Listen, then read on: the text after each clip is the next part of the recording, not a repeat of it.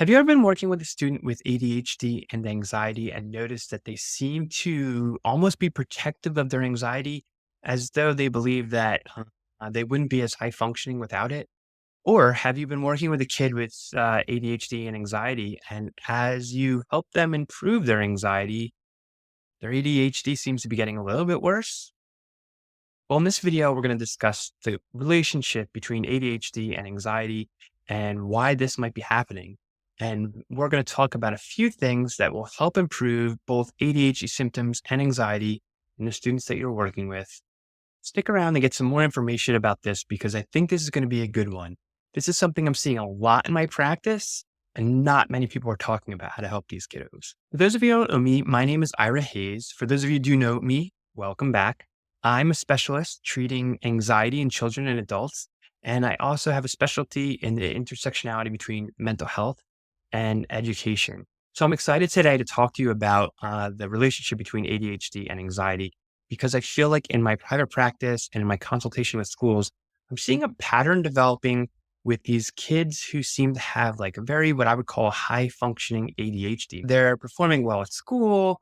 They're doing well in most aspects of their life, but they're getting referred to me for anxiety. So their schools and the parents are saying, hey, this kid is really anxious, is really struggling with their anxiety, and really needs help because their performance anxiety, particularly around test taking, seems to be out of control. And let me tell you something, this is not uncommon to see. I see it all the time. In fact, I've experienced it myself.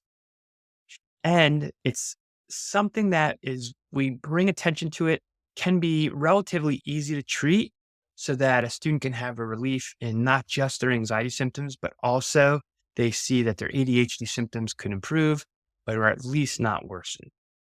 So how this typically starts is I get a call from a school or parent talking about their child that has frequent panic attacks like the night before a big test or a big assignment. And what we take a look at is how their ADHD is interacting with their anxiety. The typical relationship is that a neurotypical kid, right, who has a test maybe on Thursday or Friday, would start the process of studying or breaking down this thing, studying a little bit Monday, Tuesday, Wednesday, and then review on Thursday, take the test on Friday. When we're talking about a kid with ADHD, particularly if it's an attentive type or even if it's a combined type, their task initiation skills don't just jump in on Monday. They kind of ignore or it becomes anxiety provoking, and that anxiety leads to avoidance. So they're not really task initiating on Monday, Tuesday, Wednesday. Then on Thursday, they realize, oh my gosh, the test is tomorrow. I better study. I'm getting really anxious. I start to panic. And that panic drives them to study. And sometimes it drives them to study for 3, 4, 5 hours into the night, especially if they're a high performing kid and they're used to getting good grades or they're in a very high performance school. They will work really hard Thursday night and probably even do well on that test on Friday, which unfortunately reinforces this cycle, right? Like, hey, I'm up all night studying on Thursday because I'm panicked. I take my test on Friday. I do really well on the test. So then the next time I have a test, guess what? I have to be up panicking about the test or else I won't do well. Right. And what we're seeing is just the relationship between ADHD and anxiety. That student does not understand that their ADHD inhibits them from task initiating without urgency, right? Like that anxiety, that panic Thursday night creates urgency, which says, hey, it's time to get this thing done now. It's kind of like it's talking to their ADHD, right? Their anxiety is saying, hey, ADHD, let's wake up and get this done now. So without that anxiety, sometimes what we see is kids have a return of symptoms of ADHD. If we take that anxiety away, the urgency is gone and that student doesn't study as hard and they might have worse grades. Or if we can head off the ADHD symptoms, so we could start not just doing the anxiety treatment to get them to stop panicking, but if we can address the actual ADHD, the inability to task initiate and the reduction of executive functioning skills, then we could take some of that anxiety and reduce it a little bit without the grades or the effort suffering. So really what I want to do is draw attention to the relationship there. It's like these students aren't procrastinating. They're not trying to put off to the last minute what some students have already started. Their ADHD makes it really difficult for them to task initiate earlier in the week or to plan earlier in the week. And it's not until that urgency is created through panic that they're ready to get that work done. So you might be asking, what do we do about this then? If we have these ADHD symptoms and then we have these anxiety symptoms and they seem to be kind of playing on each other, right? Like ADHD is making my anxiety worse, but without my anxiety, I can't participate in studying and working hard. So we do have to learn how to task initiate without the anxiety. So let's talk about 5 ways for students with anxiety and ADHD to find some success with task initiation without panic.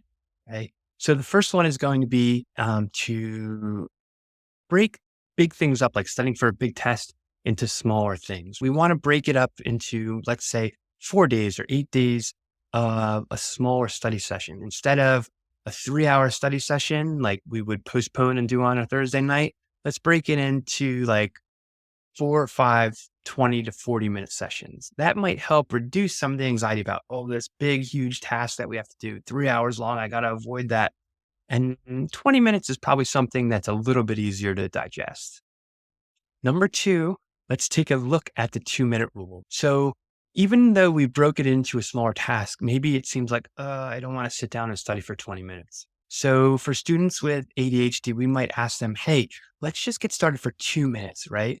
We have to understand that task initiation is harder for them to do. And that big thing of studying for 20 or 30 minutes, for us, it might be like, hey, we just have to sit and study for 30 minutes. But for someone with ADHD and inattentive struggles and struggling with wanting to have 17 million things on their mind, or not wanting to have 17 million things on their mind, but having it on their mind anyway, studying for 20 minutes or 30 minutes can be overwhelming. So let's just have them start with just 2 minutes. Let's have them commit to that and try it for a day or two. Number 3, visualize the start instead of the end. Kids with ADHD are classic for having a difficult time with understanding timeframes, right? So when we say this is going to take 30 minutes or 40 minutes, it's like, oh my gosh, that's so anxiety provoking and overwhelming to think that I'm going to have to sit still for 40 minutes.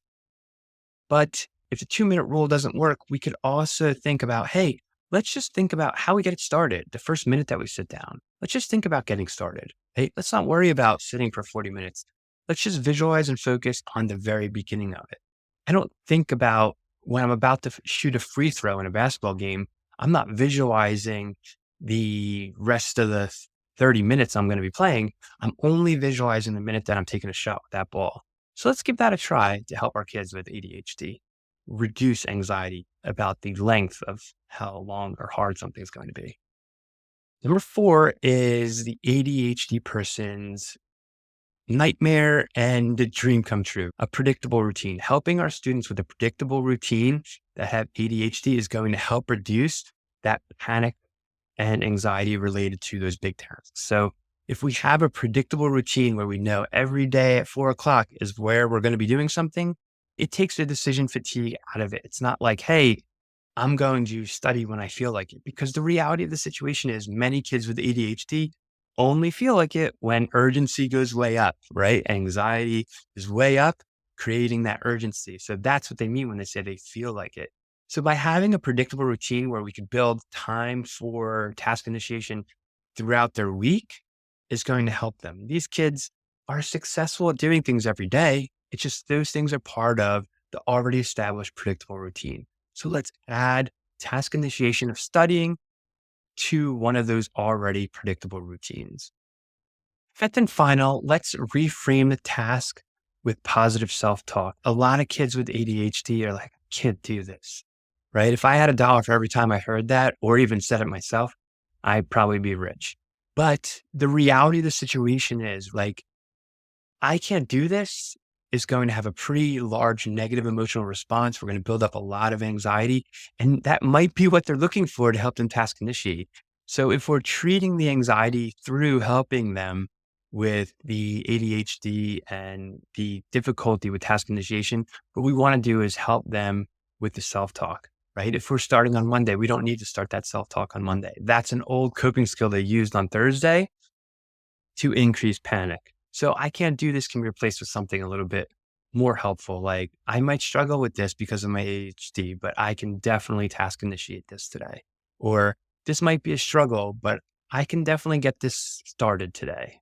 Right. Those are some self talk that might be a little bit better for a child suffering with ADHD rather than I can't do this. Or if we really want to get into growth mindset, we could just keep adding yet, right? I can't do this yet. I'm struggling to get started. And that's a little bit easier way to get the challenge in there without making them change everything that's going on. So just to recap, we've got these kids who are suffering from ADHD and anxiety, and we're really seeing it as panic related to performance anxiety, right? Like their test is Friday, and they're panicking on Thursday, and we're seeing the problem as being a panic related disorder. And yes, it is panic related, but it's panic driven by a lack of executive functioning and task initiation skills associated with the ADHD, right?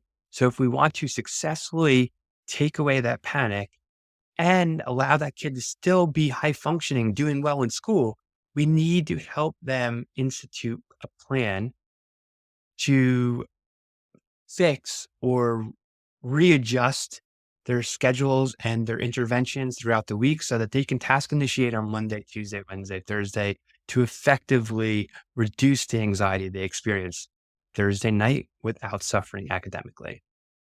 So if you found this video helpful, please think about leaving a comment, hitting the like button, and subscribing to the channel. We're going to be bringing a lot more content to you that is related to the intersectionality between mental health and education. Also, if you enjoy the topic of ADHD and anxiety and are interested in how ADHD affects school attendance and sometimes school avoidance, I should be recommending a video right about here for you to watch. That was something that I dropped last week. And thanks for watching.